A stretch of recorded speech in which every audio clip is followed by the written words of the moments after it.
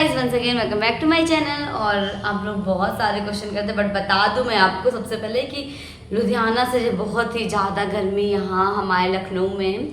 I hope so guys आप लोग को सारे क्वेश्चंस के आंसर इस वीडियो में मिल जाएंगे, वरना नेक्स्ट वीडियो में तो मिल ही जाएंगे। तो अब आप लोग बहुत सारे क्वेश्चन करते हो, न्यू जॉब, मेरी जॉब, बहुत सारी चीज़ें हैं जिनका जवाब मिलेगा। बट उसके पहले मैं बता दूँ आपको 1199 रुपये में जो हमें ईयरली पास मिलता था टेक्स्ट बुक पे, वो अब हमें सिर्फ और सिर्फ 351 रुपीज़ में मिल रहा है। और अगर आप लोग मेरा कोड RAS यूज़ करोगे तो 12% एक्स्ट्रा ऑफ होगा। सोचो कितना अच्छा सेल आया है, जून का कार्निवाल सेल है, जून कार्निवाल सेल, यानी कि आप लोग कह सकते हो।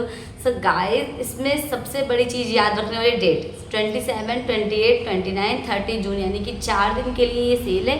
और इसका ऑफ़र पता ही आपको बहुत ही कम देखने को मिलता है, तो फिलहाल देखने को मिल रहा है। तो फटाफट से जाओ, टेक्स्ट बुक का पास प्रो बाय करो। और आपको ये ना सिर्फ एक एग्ज़ाम नहीं, हर एग्ज़ाम में मदद करेगा आपके।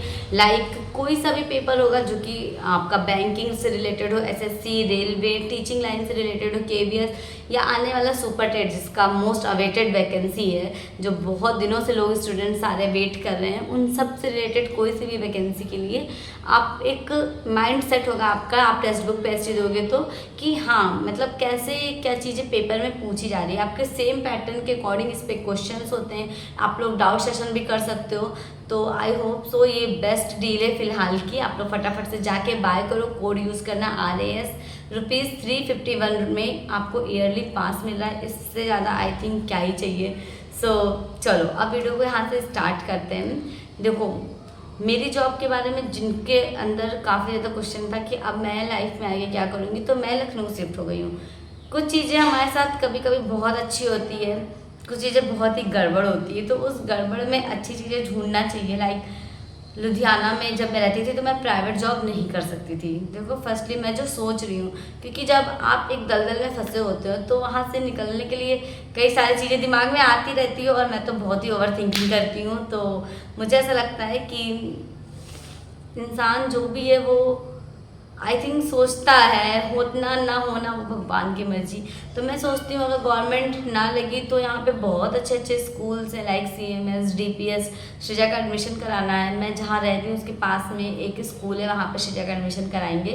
तो ये होता है कि अच्छा स्कूल में श्रीजा के थोड़ा बड़े होने पे, लाइक 5 साल की हो जाएगी तो 3 की तो होने वाली है, उसके बाद आपको पता है 4, 5, 2 साल बीतते देने लगेगी, फिर मैं प्राइवेट भी ज्वाइन कर सकती हूँ। बट इसके अलावा अभी मे बी अगर मेरी वैकेंसी कहने को सुपर टेट वैकेंसी आ रहा है, तो मेरी वैकेंसी अगर बहुत गर्मी लग रही है और यहाँ पे तो कुछ ज़्यादा ही मेरी वैकेंसी में अगर मेरा सिलेक्शन हो जाता है सुपर टेट में, तो इससे बेस्ट क्या ही है।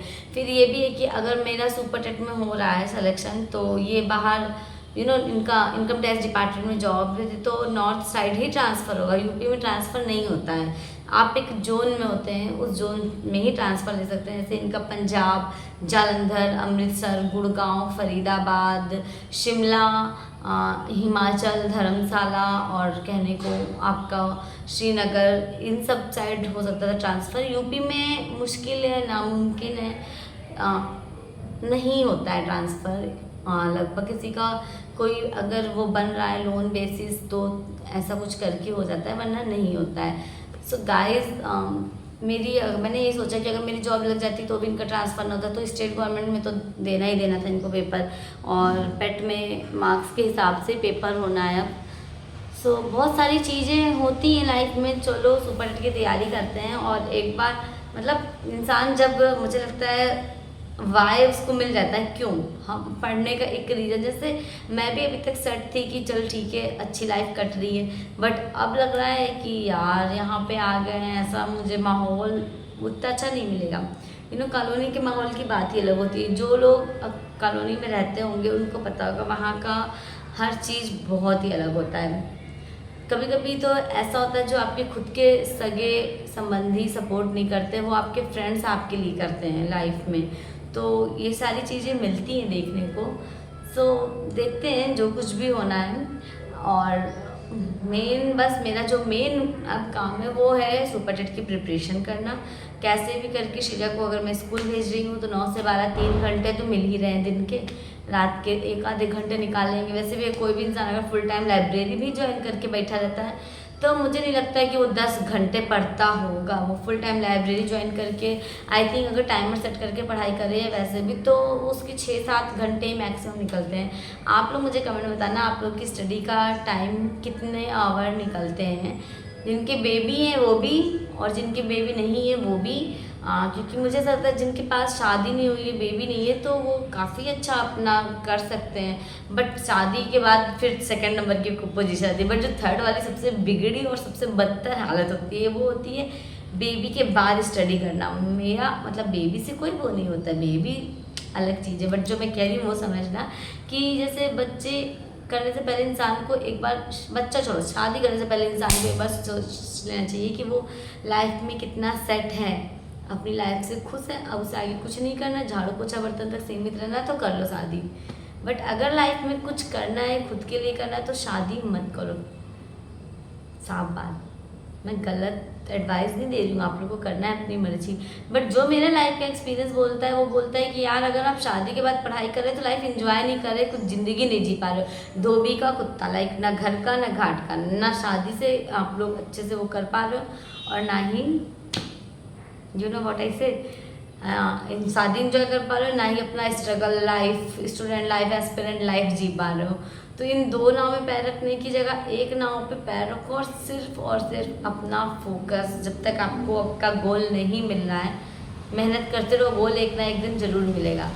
तो गाइस चैनल को लाइक, सब्सक्राइब, शेयर करना और चलो अब फिर से एक नई एनर्जी के साथ में। नो रोना धोना, कब तक एक ही चीज़ लेके बैठे रहेंगे। जो लाइफ में होता है सब कुछ पहले से तय है। हमारे आने से पहले सब कुछ फिक्स था कि लाइफ में क्या होना है क्या नहीं होना है, तो अपनी मेहनत करना है, दैट्स इट। थैंक्स फॉर प्यारे प्यारे comments, giving me motivation. And कुछ लोगों ने उल्टा सीधा भी कह देते हैं बट वो कम होते हैं तो मैं इतना ध्यान नहीं देती हूँ।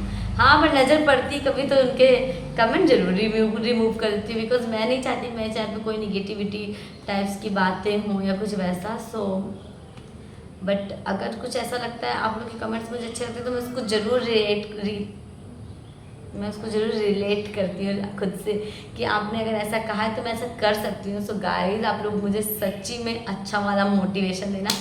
फ़िलहाल हर एक मुस्कुराहट मुस्कान नहीं होती लाइक माई, तो फिर भी करते हैं कोशिश, क्या ही जा रहा है। तो चलिए मिलती हूँ आपसे अगली वीडियो में। जब तक चैनल को लाइक करना, सॉरी सब्सक्राइब करना, वीडियो को लाइक करना, शेयर करना। Bye guys. टिंग